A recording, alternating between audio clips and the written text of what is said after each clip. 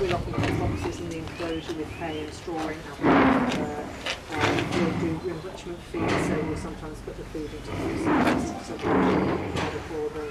So even just stimulating them like that for half an hour once a week actually keeps their brains going and stops them from being bored. So we work very, very hard with that. People think our job's sitting around cuddling animals. It's not very rubbish. No, 95% of it is cleaning, husbandry, thinking of enrichment things, and their health. So I'm just going to open the set gate so you can make sure that you can just stand.